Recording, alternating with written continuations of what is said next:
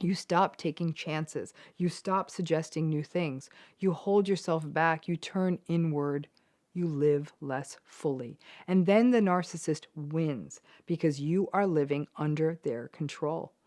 So let me start with this. Have you ever been in a narcissistic relationship or watched someone in a narcissistic relationship that all seem to hedge on the someday, right?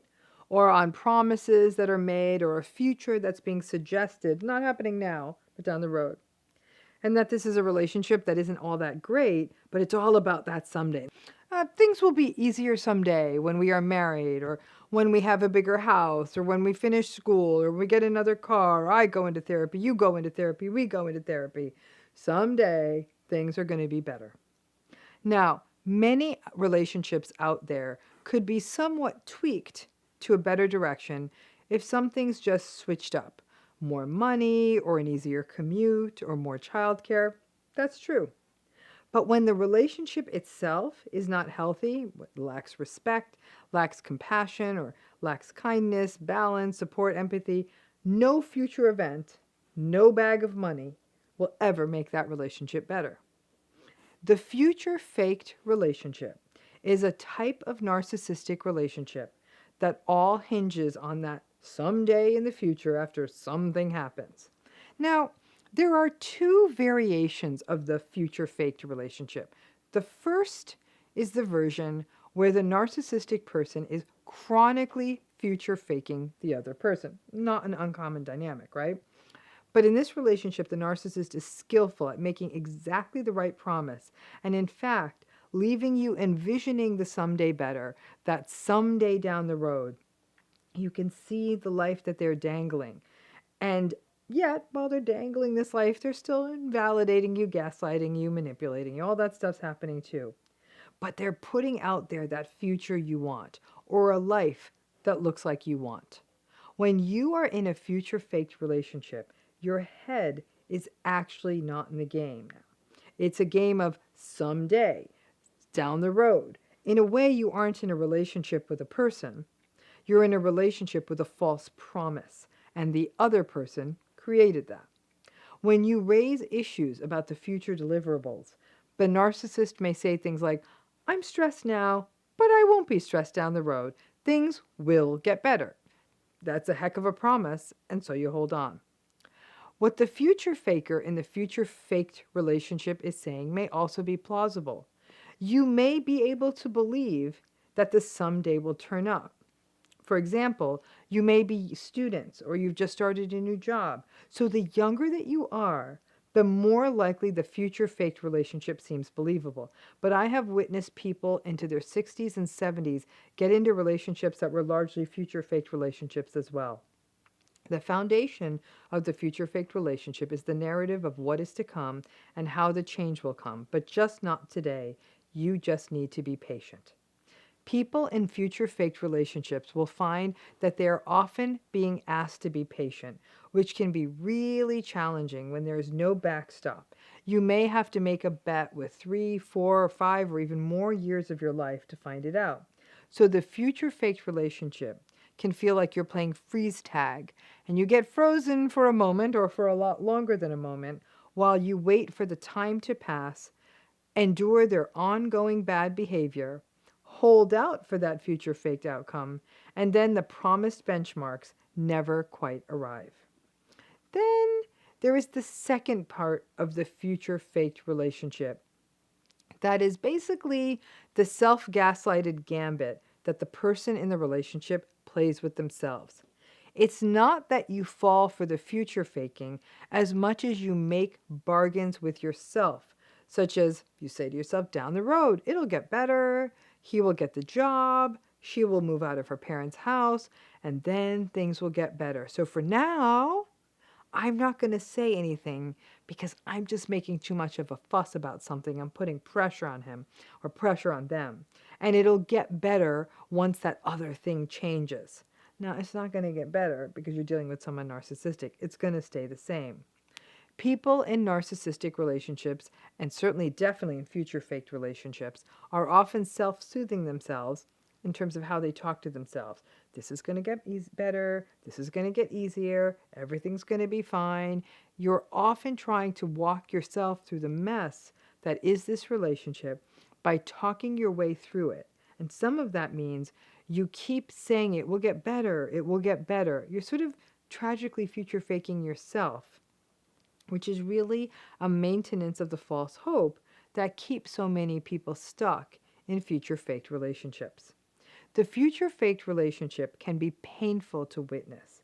To watch a person saying, next time, next week, next year, it'll be better.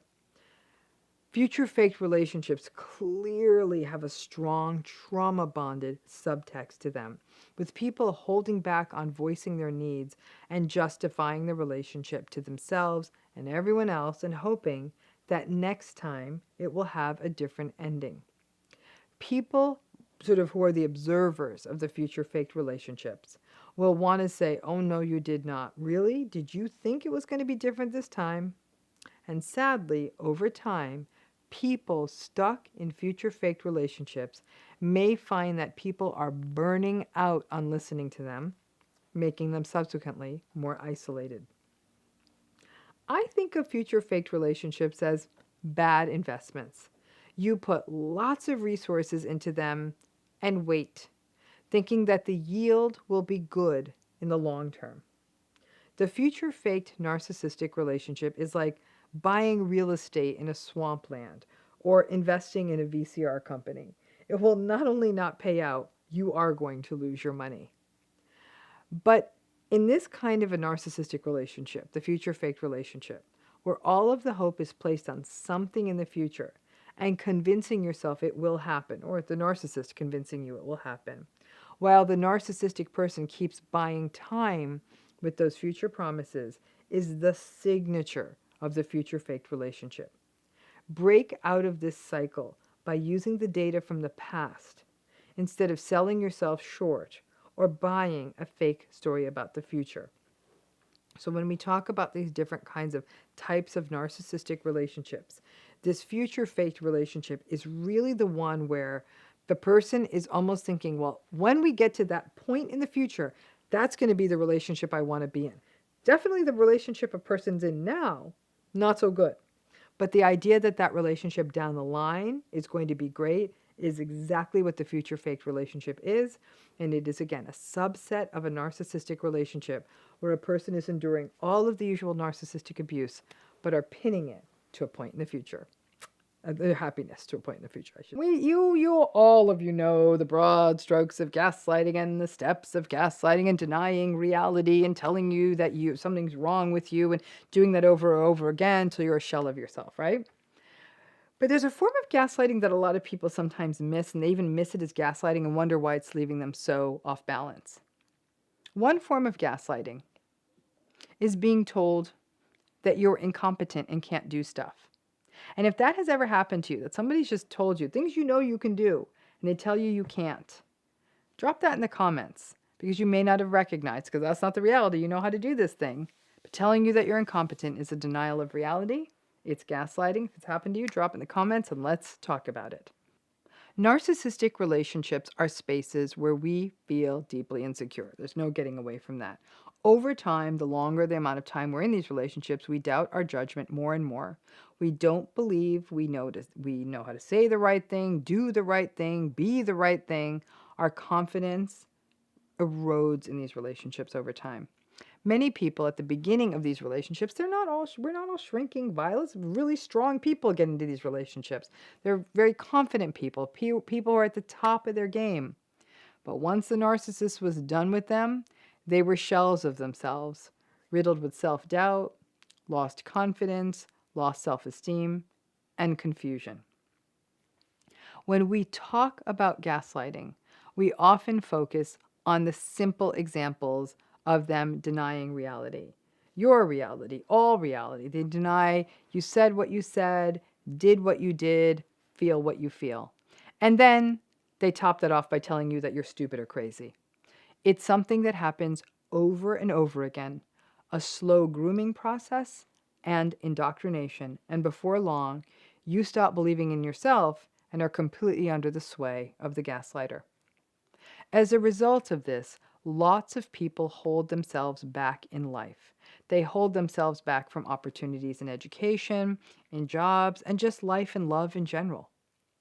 Because we frame gaslighting as the experience of having reality denied, we miss an important form of gaslighting that really harms people. And it is a denial of reality, but in a different way. The narcissist tells you that you are not able to do stuff. What stuff? Any stuff. You don't know how to drive there. You don't know how to cook that. You don't write well enough to go to graduate school. You're not able to travel alone. You won't be able to take care of a dog. You aren't capable of running your own business. Do you really think that you're going to be able to work and raise kids? I don't think you're going to qualify to get a loan to buy a property. Time and time again, it is a doubting of your competence. Over and over again, they tell you that you are not capable. It is a denial of reality, especially if you actually know how to do the thing that they are accusing you of. The initial feelings and reactions to this are often hurt. And if you react, you say, yes, I do. I know how to cook, or I write really well, or I've driven in all kinds of places, or I grew up with pets, or I used to run a business, whatever. Then they will gaslight you more. They'll say, oh, okay, stop being so sensitive, or stop being so arrogant. You have a very high-headed sense of what you can do. Or then they go with, I think you're being crazy with how intense you're being. Yeesh. I was just trying to give you some constructive feedback and protect you, and you go crazy on me. So there's no having these conversations, because now, after having that conversation, not only are you incompetent, now they're calling you insane.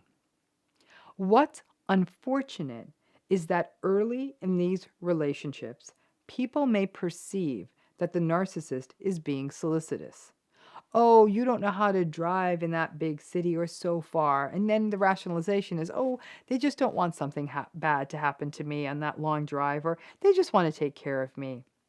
Or when they say, well, you're not going to be able to cook all of that for all those people, oh, they're just protecting me. They don't want me to exhaust myself having to cook for their family. Part of why gaslighting works is that it is a grooming process that happens early and takes place alongside love bombing or familiarity. People often want it to work out with a new person, or they want to believe that even a familiar person like their parent has their best interests at heart. We, as people, want to trust, and sadly, after a narcissistic relationship, that is a hard horse to get back on again. But over time, after being told we can't, or we shouldn't, or we won't be able to, if you hear that enough, you do start doubting yourself without the gaslighter or the narcissist even having to doubt you out loud. You believe it. And that is the gaslighting working. You stop taking chances. You stop suggesting new things. You hold yourself back. You turn inward. You live less fully. And then the narcissist wins because you are living under their control. Ironically, and this is often the tragic final act of these relationships, after you have been told so repeatedly that you can't do anything and that you are incompetent and you even stop trying, the narcissistic person may then start getting bored with you or behaving as though you are not interesting. Now, this isn't a bad thing. If they head out, it's kind of a good thing, and you can right away start trying things again and taking your life back. But sadly, some people view that as an abandonment when the narcissist leaves them. A healthy relationship is one in which growth is encouraged, in which taking chances is encouraged, in which trying new things is encouraged, because healthy people aren't threatened by their partners and they want them to succeed. So when you say you want to go to graduate school later in life, they encourage it. Or you want to start selling your delicious pies, they applaud you for it, may even help you with it. It's what a relationship is supposed to look like. Telling you that you can't do the things that you are able to do is an insidious form of gaslighting. It doubts the reality of your competence and over time erodes whatever sense of competence you had in the first place. The first time someone suggests you can't do something or shouldn't do something, don't get into a fight, but instead say, interesting suggestion.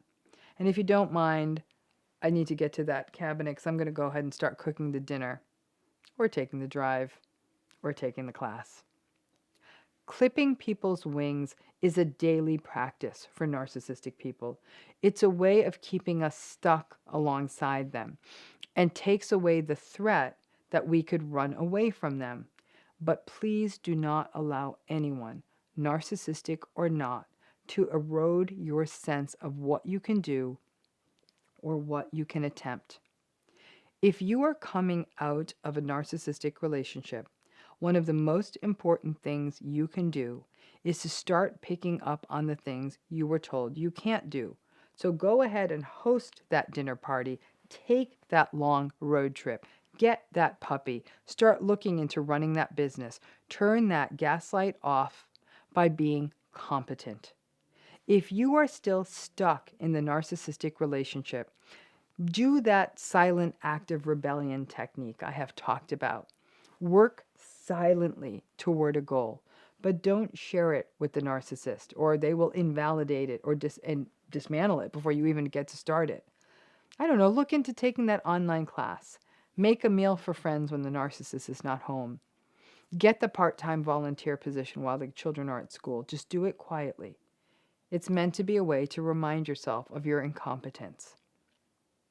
Of the many losses that narcissists have inflicted on the world, one of the greatest is reflected in the lost potential of human beings who have been stuck in these relationships and never really got to enact all the things they could do.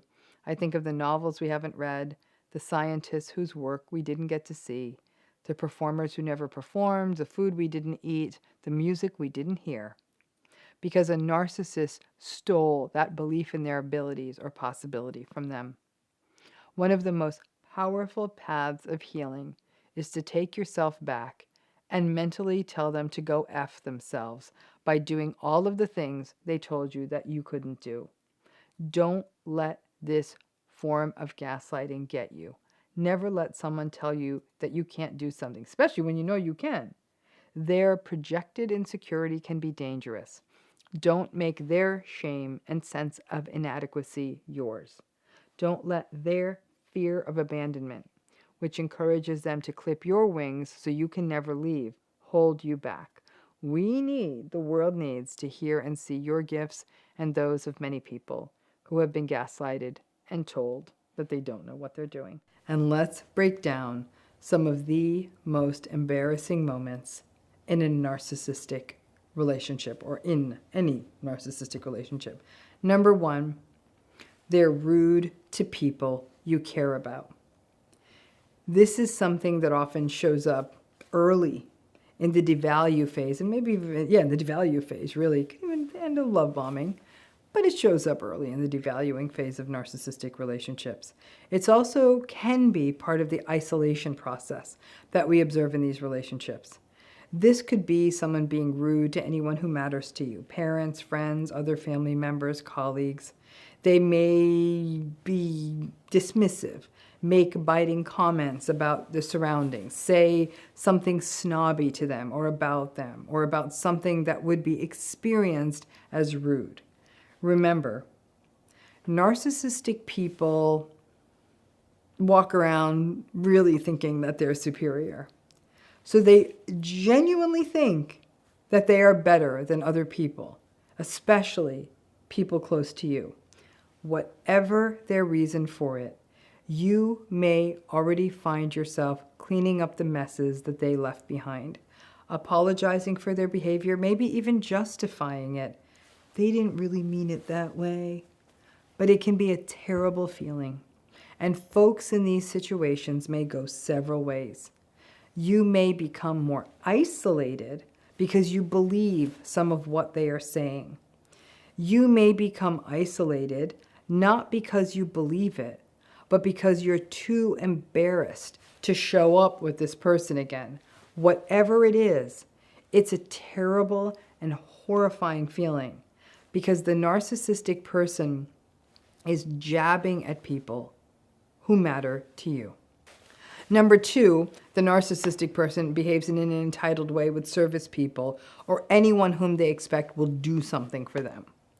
But even their behavior in front of people, again, who don't know, can be horrifying. They may be rude to a server in a restaurant, snapping fingers or beckoning a server in a humiliating way, shouting at a flight attendant or hotel clerk, yelling at a valet parker or a taxi driver, making some kind of gross comment about how much their car is worth. Narcissistic people do not like it when they do not feel special. And in situations where they may be made to wait in line, not get the seat or the table they want, or things aren't happening at the pace they want, they will behave badly.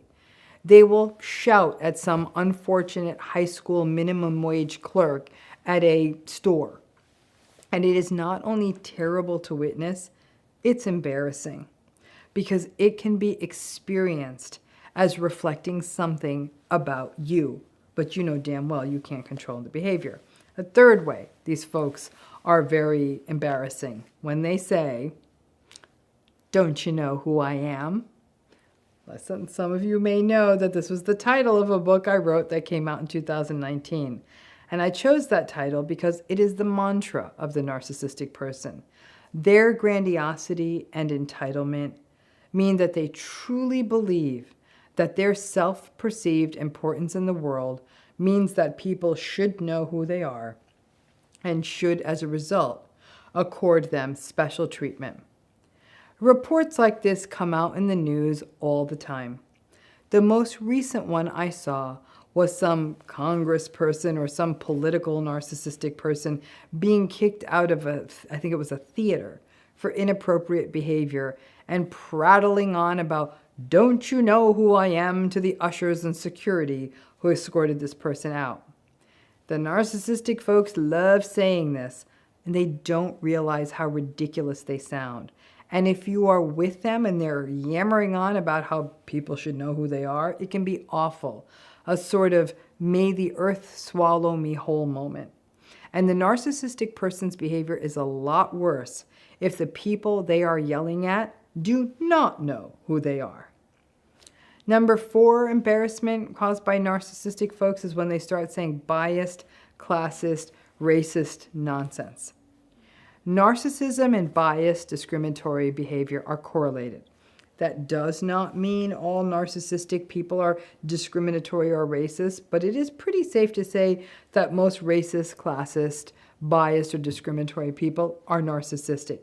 It makes sense, because to hold these sorts of beliefs is based on some sense of superiority, and that is the narcissistic person's ground game. If these are not your beliefs, and you're with a narcissistic person who is spewing this nonsense at a party, a gathering, or even sharing these beliefs loudly or sharing such beliefs to berate someone, it can be terribly humiliating. Anyone who recognizes the hurt that these kinds of beliefs can result in for other people, as well as how small-minded, simple, and ridiculous such beliefs are, and would be mortified by being associated with such beliefs, finds that when the narcissistic person is saying this kind of nonsense is one of the worst experiences of narcissistic humiliation. Honestly, once this stuff comes out of someone's mouth once, you know what you're dealing with, and yet people rationalize it all the time. Number 5 way the narcissistic people embarrass you: public tantrums. As someone dear to me says when he's talking about people who do this, he'll say, "He spit the dummy." A pacifier is called a dummy in some regions of the world, and is a phrase that means throws an infantile tantrum. Narcissistic people are constantly spitting the dummy. They will bang the table with their fists, raise their voices, "Come on, that's not fair, this isn't fair." Just as it can feel embarrassing if a child throws a public tantrum, and at least when it's a child, it makes a little more sense the child doesn't know. But when a grown-ass adult throws a tantrum and you are with them, it looks bad, and it feels bad, and it can be tremendously embarrassing when it becomes guilt by association, or just like that tantruming child, for some reason they think you can control this person. Number 6 embarrassment are their entitled behaviors in general: talking loudly, taking a seat that doesn't belong to them, jumping in line. While lots of these other things reflect entitlement, it's their overall entitled behavior. Talking loudly in a theater while a movie is playing, continuing to use their phone while the plane is taxiing and getting ready to take off and they're supposed to hang up, crackling a plastic bag of candies during a play, standing up at a concert and blocking the view of everyone behind them. You can add to this list in the comments. You know what I am saying. If you are the person with the person who is behaving like this, it is very embarrassing. Even though it's not your behavior, it still feels embarrassing. Again, there's an attribution that maybe there's something wrong with you as well because you're with the plastic bag crinkling person and that doesn't feel good. And if you were to tell them to sit down, stop crinkling, quiet down, they will actually double down and start yelling at you for telling them what to do. Number 7 embarrassment is them doing their whole weird, needy social media thing. Social media, while it's used by everyone, it was really custom purpose built for narcissistic folks. They're the ones who really rule in the space. And it's a way for them to get validation like drinking out of a fire hose. And the more messed up stuff they post, the more attention they get. If you are close to someone who is posting ridiculous stuff, passive-aggressive victimized posts, pathetic pictures of them with a blanket on their lap, where their post will say, what it looks like on my Saturday night when everybody decided to go to Beyonce without me. They'll share their inappropriate and bizarre opinions in sort of sexy pictures that seem sort of sad and over the top, bragging pictures about how great their life is, vulgar posts of them showing expensive stuff. It's embarrassing. And most social media users can see through it and see to the core of the patheticness. So if you are in that person's life, you may have to ensure that it's not you posting it, but again, the embarrassment and guilt by association happens every time. Ironically, the narcissistic person would say that anyone who's casting shade on their posts is just jealous. So you get to be the only one who's uncomfortable while the whole world is sort of like, what are you doing? 8th embarrassment is that they share inappropriate information with other people about you or that maybe you had shared with them in confidence. This is bad on multiple levels because first it's a betrayal of confidence and trust, but it can also be embarrassing. Let's say you do share with the narcissistic person that the dinner your sister's husband made was absolutely horrible, or that the cousin's music recital was terrible, or that the colleague's report read like a 4th grader wrote it. Make no mistake, many a narcissistic person, either because they are impulsive and lack a filter, or just to dominate and get attention, may spill things that you have shared with them in confidence, which can not only harm existing relationships you have, but leave you horrified that these things are shared. Here's a very important narcissism hack.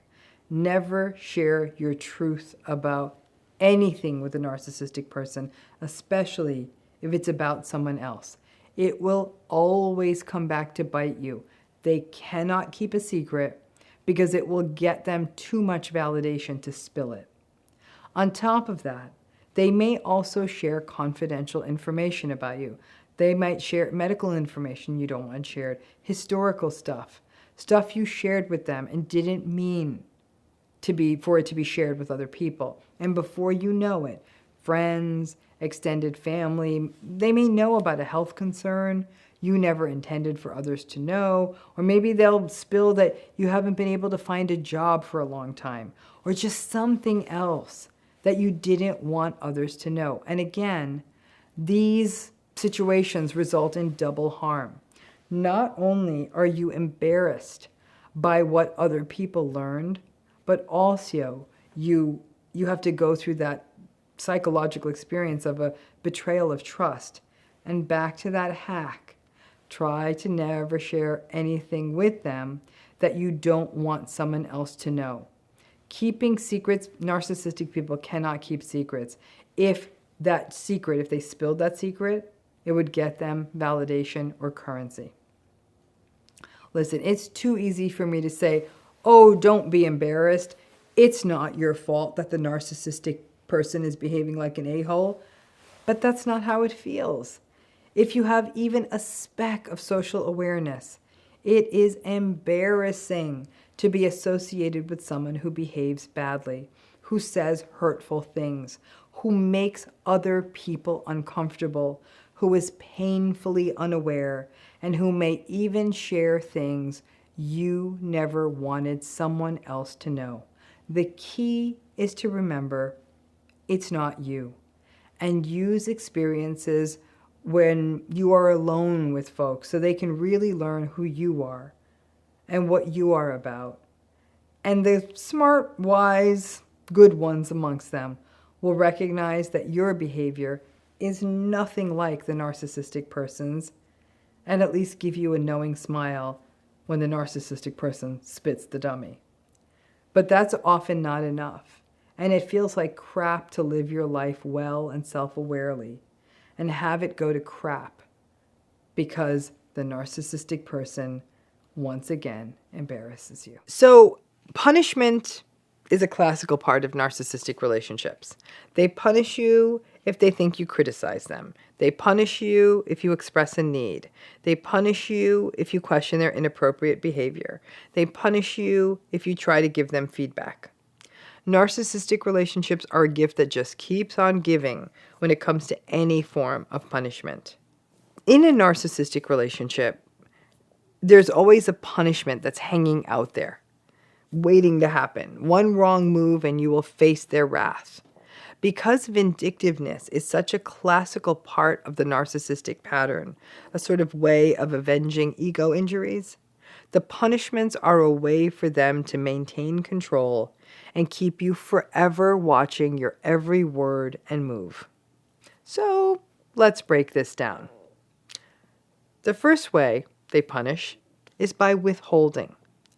Now, this can play out in lots of ways. The silent treatment, stonewalling, giving you short, abrupt answers, not telling you what they're doing and just doing it, just leaving and doing their own thing with no communication, not being forthcoming with information, not being affectionate or withholding affection or communication.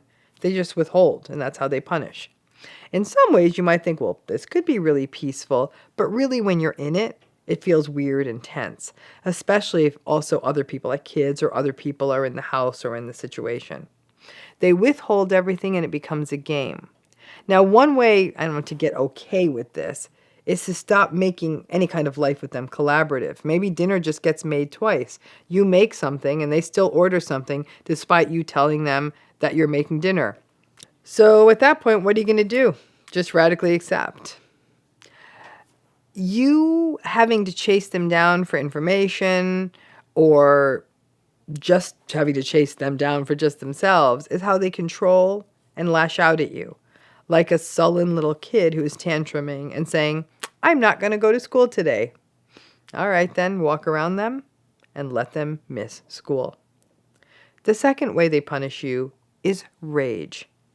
Now, this can be on a continuum from garden variety noisy anger all the way to violence. If they are mad at you, they will lash out and it can be loud and messy and scary. This is a common reaction from many narcissistic people, but by all means not all. More than a few narcissistic people actually don't show rage. It's almost like for them it's too messy a look and it's out of control. They are going to be more likely to do the withholding, passive aggression, humiliation kind of stuff because they don't want to look dysregulated. But if this is a rage that is seeming to escalate, I'm always going to tell you, make sure you have a safety plan. There's no workaround for rage. There's no radical acceptance that makes it easier. It's unsettling, and ultimately it will take a toll on your health. The rage is also a way for them to punish you even when they are not actively raging, because it means that you and everyone else around them is walking on eggshells.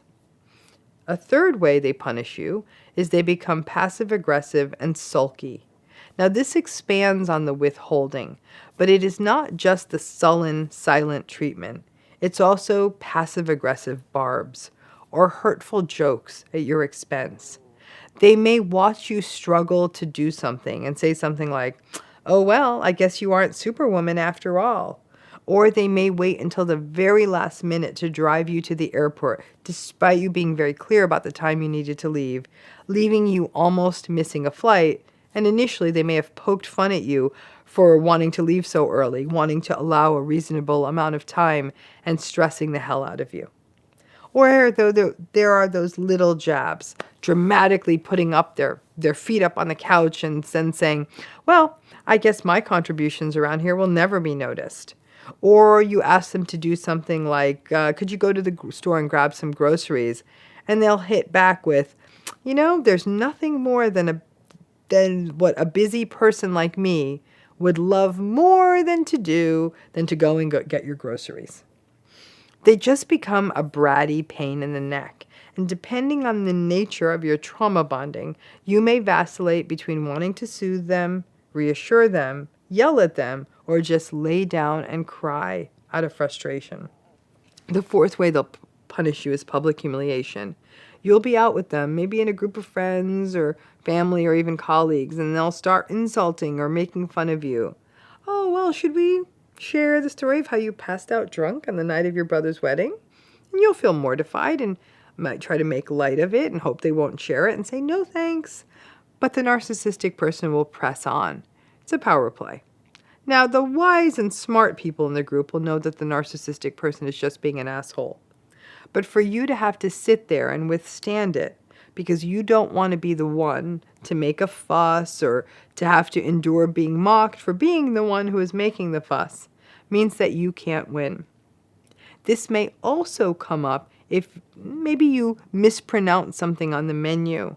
And then they may say something like, "Oh, my date will have a glass of the Merlot, but you can bring me a glass of the Merlot." Another way they will publicly humiliate you is perhaps by sharing gossip that you had shared with them in secrecy. And perhaps at a family dinner, they might turn around and say to your sister, I'm glad to see that the two of you are getting along. Your sister's been talking smack about you recently, so it's good to see that you are getting along." This is not only humiliating, but it can crush a relationship you have with someone else. Number 5 way they punish you are smear campaigns. It's not enough for them to just punish you. They need an army. So they start sharing untruths about you on social media to anyone who will listen. It's done with enough innuendo and just under the radar enough that you may not be able to get them on slander or libel or defamation, but could be done enough to you to do some harm to your reputation or your relationships. They will mobilize flying monkeys. They will really try to do a number on how people view you. And this can, like I said, not only hurt relationships, but also potentially harm your career. A 6th way they punish you is through menace and threats. Now, the menacing kind of behavior may be more of the province of the malignant narcissist. You can plan on them maintaining this sort of chronically hovering sense of threat. They may sort of drive by the places you go to or drive by your house slowly or use fake accounts to stalk you and may even say, watch your back. They may threaten you with legal action or send you creepy texts and emails from addresses and numbers you don't recognize. All of this adds up to making the world feel like a dangerous place, and you may start restricting your movements and just feel less safe in the world. The 7th way they punish you is they flaunt their new life. As much as a narcissist leaving you ultimately could be the best thing that happens to you, you may not recognize that in the beginning. They may punish you by flaunting their fabulous new life, great vacations, being in great shape, and showing it off in various states of undress online. And if this is an intimate relationship, the ultimate knife through the heart, the pictures of the new love bombing situation.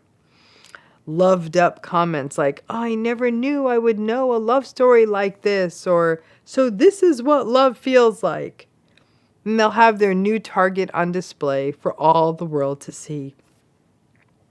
If it's a divorce, they may parade your children around on a vacation happily.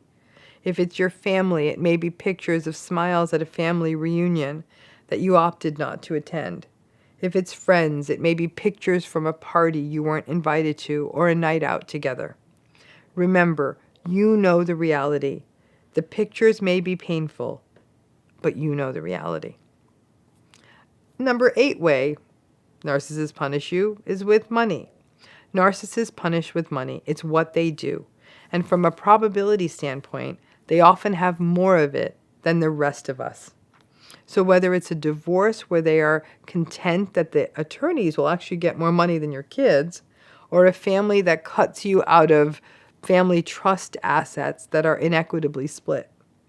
If you try to leave or take a stand in the relationship, they will use money as a weapon.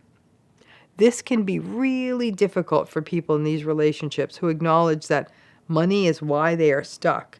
And honestly, if I had $1 for every person who said the financial abuse in the post-separation or the boundary-setting period of the relationship destroyed them for years, well, then I could give all of that money to the people being punished in narcissistic relationships using money. Whether it is in a divorce where the narcissist says they are going to drag you into court over the cost of shoelaces for your kids, or a narcissistic sibling who punishes you by manipulating parents into giving up lots of money to them once you set a boundary with the sibling. Using an essential resource like money, especially for folks who are financially vulnerable, that's common. And they will often use it to entice you and then pull it back when you do not do what they want. A 9th way they punish you is they do the "I told you so." While in the long run, leaving or ending or distancing will be good for you, initially it may be difficult. Expensive divorces, financial struggles, challenges, finding a new job, or getting a new venture off the ground, the fear of being alone, and you may be struggling and stumbling a bit. They may sort of smugly roll up and tell you that maybe you got ahead of yourself and do the "I told you so," sort of like, "I told you so, life was going to be hard without me." Punishment is a part of every narcissistic relationship. Vindictiveness is one more way they fortify their fragile egos. If you dare cross them, critique them, set boundaries with them, or heaven help you actually end the relationship, they will ensure that you pay. The punishment can feel as difficult as the relationship and sometimes result in people wanting to give up boundary setting and detachment just to make the punishment stop. And that's just the way the narcissistic folks like it, to be able to use punishment to keep you forever their prisoner.